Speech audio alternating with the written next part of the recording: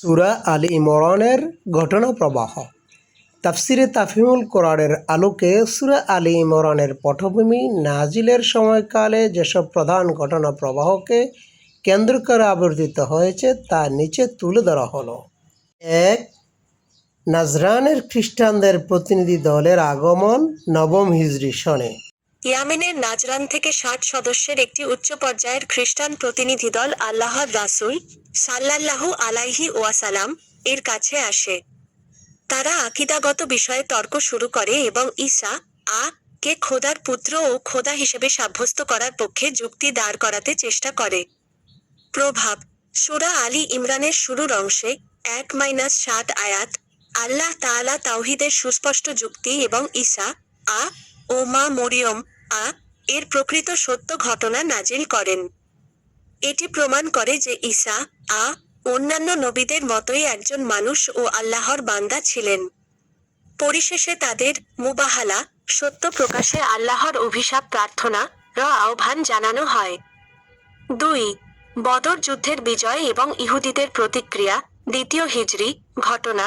বদর যুদ্ধে সংখ্যায় কম হওয়া সত্ত্বেও মুসলমানরা মক্কার মুশরিকদের ওপর এক ঐতিহাসিক বিজয় লাভ করে।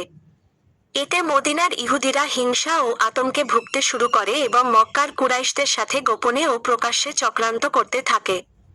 প্রভাব: সূরার প্রথম ভাগে ইহুদিদের এই চক্রান্ত ও সত্য গোপনের প্রবণতা প্রতি হুঁশিয়ারি উচ্চারণ করা হয়।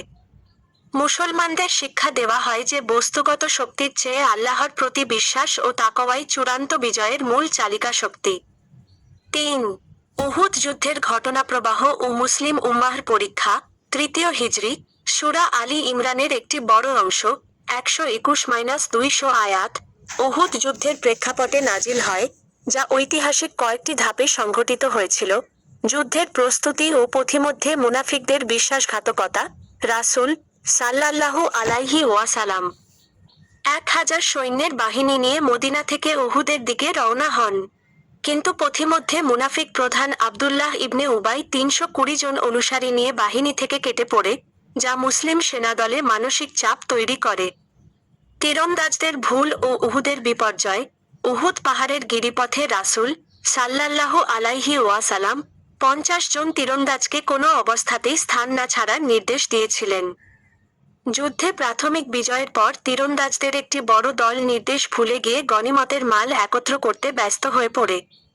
এই ফাঁকে খালিদ বিন ওয়ালিদের, তখনও অমুসলিম, নেতৃত্বাধীন কুরাইশ বাহিনী পেছনে থেকে অতর্কিত হামলা চালায়। রাসূল সাল্লাল্লাহু আলাইহি ওয়াসাল্লাম এর জখম ও শাহাদাতের গুজব। হামলায় ৭০ জন সাহাবী শাহাদাত বরণ করেন এবং রাসূল সাল্লাল্লাহু আলাইহি ওয়াসাল্লাম গুরুতর আহত হন। চারিদিকে রটে যায় যে রাসূল সাল্লাল্লাহু আলাইহি ওয়াসাল্লাম শহীদ হয়েছেন, যার ফলে অনেক মুসলিম সাময়িকভাবে ভেঙে পড়েন। পরবর্তীতে সত্য প্রকাশিত হলে সাহাবীরা পুনরায় একত্রিত হন এবং বীরত্বের সাথে শত্রুদের প্রতিহত করেন। হামরাউল আসাদ অভিযান যুদ্ধ শেষ করে মক্কার বাহিনী চলে যাওয়ার পরদিন রাসূল সাল্লাল্লাহু আলাইহি ওয়াসাল্লাম আহত সাহাবীদের নিয়েই কুরাইশদের পিছু ধাওয়া করার নির্দেশ দেন হামরাউল আসাদ নামক স্থান পর্যন্ত। এতে শত্রুরা ভীত হয়ে মক্কায় ফিরে যেতে বাধ্য হয়। ঘটনা প্রবাহ থেকে তাফহিমুল কুরআনের মূল শিক্ষা: ভুল ত্রুটির পর্যালোচনা, বিজয় অহংকারী না হওয়া এবং পরাজয় ভেঙে না পড়ে নিজেদের ভিতরের দুর্বলতা, যেমন নির্দেশের অমান্য, গনিমতের লোভ চিহ্নিত করে তা সংস্কার করা।